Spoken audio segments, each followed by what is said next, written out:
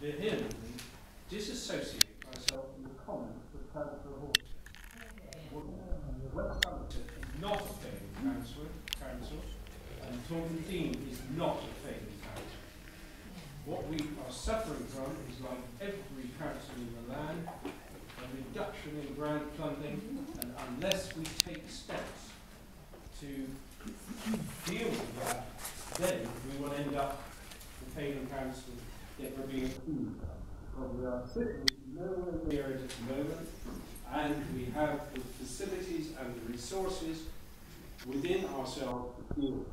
And that is what this business case is all about.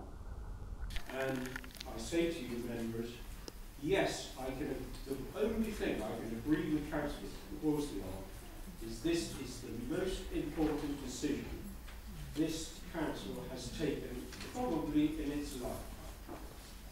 So you give it due weight, please, because without it we cannot continue the same as usual. And just so that members are clearly aware, it hasn't been circulated, the vote at West Somerset this afternoon at the full council was virtually unanimous.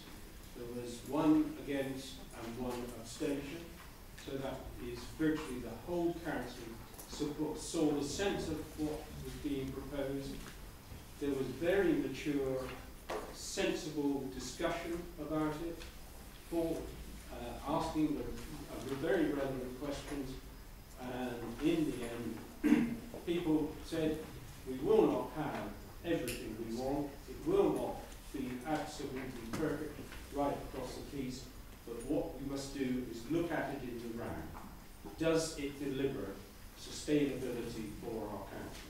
And that was the reason they decided to support it wholeheartedly. Can I also say that tonight is not the end of the process. It is only the beginning. Because already we have entered into provisional agreement, or we will be bringing back to you as members. I mustn't say we agreed it, because it was you, the members, that agree it. We're bringing back to you shared services in building control between Taunton Deane Borough Council, West Somerset, Sedgemoor District Council, South Somerset District Council, Mendip, and North Dorset. All have agreed to enter into shared services for building control. The legal services, we have a provisional agreement subject to members between Mendip District Council, West Somerset, Taunton Deane Borough Council, and probably Sedgemoor District Council. But again, they're at the moment sitting on the fence. And I think that illustrates that we are ready to go further. Tonight, as I said, is only the beginning. It is the start of shared services even wider. That will bring us greater benefit. We have also, I welcome Andrew Coleman from the local partnerships. Andrew will explain himself, but his part, or 50% Treasury, 50% LGA, so direct from the government representatives, and they have conducted a very thorough and stringent independent assurance review. And they have given this business case a clean bill of health. They have signed it off and said it is a sound financially. Yes, we would think you could possibly deliver and treat it as the minimum. But it is an extremely sound business case that can be delivered and will achieve the savings we're projecting in that business case. The business case also delivers a viable and sustainable future for our own council. That is important. We're looking forward at the medium-term financial plan, and we know we've got a deficit. So if we can guarantee getting £1.6 million per annum saving every year, why wouldn't you do it, members? Why would you throw it away? Go out extra services? Which swimming pool do you want us to cut? Which sports facility do you want to cut? Because that's the sort of thing we will be getting into. And I honestly do not want to be the leader of a council that has to go out and tell the people of Taunton that they can't have Blackpool, or they can't have Wellsprings, or even worse, they can't have Wellington Sports Centre. My God, there'd be mutiny. This business case, as I've said, will lead to much wider participation with other councils. And we have made major advances already, as I've just outlined to you. It is a credit to our officers, the way they have worked to prepare this excellent business case.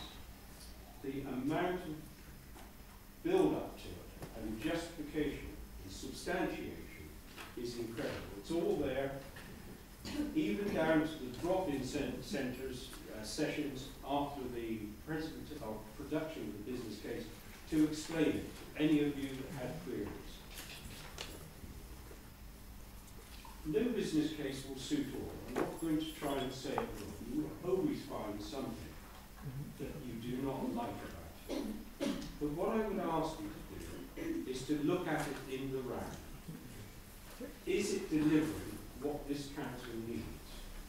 Does it deliver the sustainability, the viability, and the resilience to go forward? I say to you, yes it does, and I hope you will support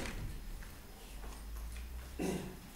We will certainly be looking for going wider and deeper. That goes without saying.